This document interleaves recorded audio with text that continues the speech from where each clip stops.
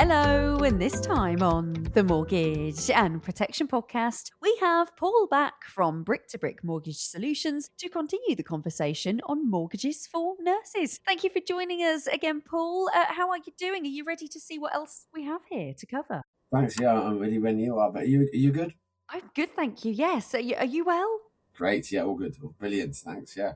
Good. I'm glad to hear it. Okay, let's see what else people are asking then here. So, can self employed nurses apply for a mortgage? Yes, yeah, they can indeed. First, the initial thing is just reach out to a specialist broker who deals with the healthcare industry, Hmm. and then yeah, that's a good place to start.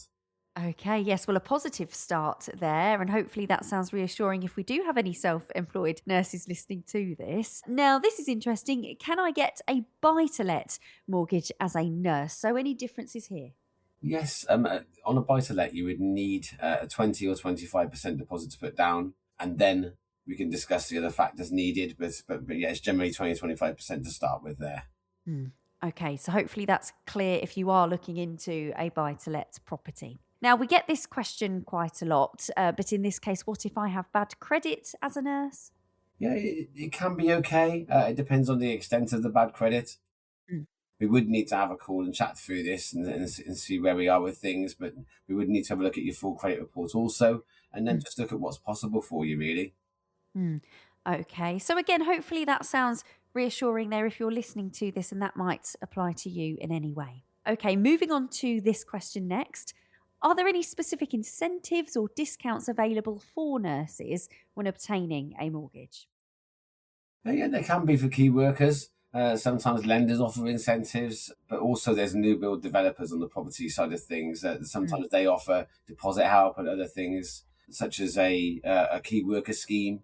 This is Mm. quite a vast subject, so we would Yeah. need to look into that in more detail. There are certain developers that offer certain incentives for people. So yeah, Mm. deposit unlock and different new build schemes, basically. So yeah, we Right. can chat about the options available there in more detail if anyone needs to know more. Okay, brilliant. That's great news. It's good to know that there are other options depending on someone's circumstances. Yeah. Yeah, definitely. Okay, so does the process then of applying for a mortgage as a nurse differ in any way? No, it doesn't. It's just that some brokers might struggle with the complex pay slips, or Hmm. there's other incomes like the nurse banking income, and how lenders view that type of income. So speak to someone who specialises in the NHS or healthcare industry, and they'll be able Mm. to ensure we make the most out of the pay slips there. Okay, yes, so that's something to be aware of then. We're getting through these questions now, so moving on to the next one. What financial planning considerations should nurses keep in mind when applying for a mortgage? That's interesting. Yes, if you're an employed nurse, many lenders do look at the latest 3 months pay slips on the overtime.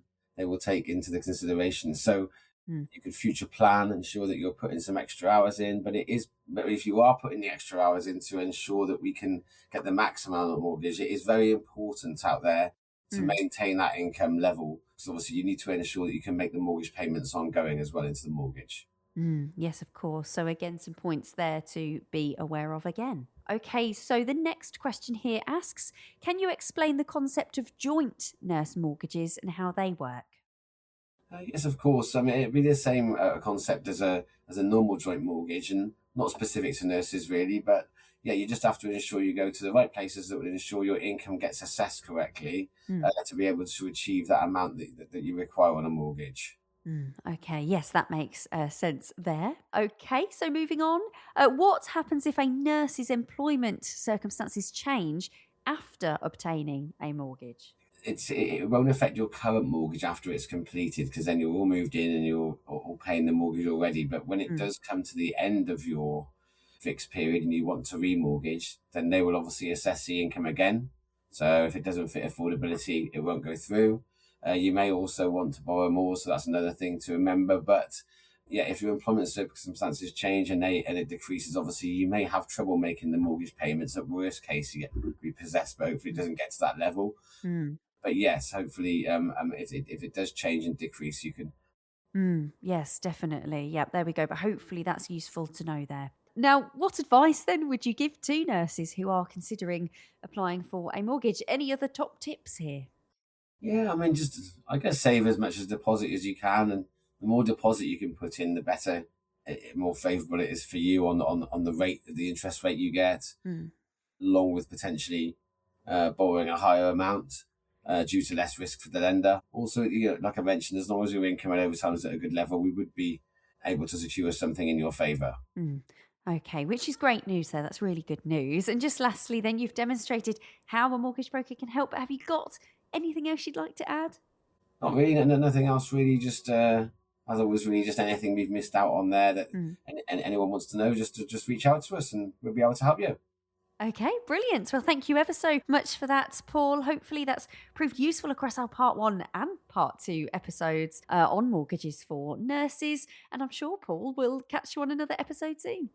Catch you soon. Great to talk to you, Tessa. Speak to you soon. Please note, your home may be repossessed if you do not keep up with your mortgage repayments. The Financial Conduct Authority does not regulate most buy-to-let mortgages.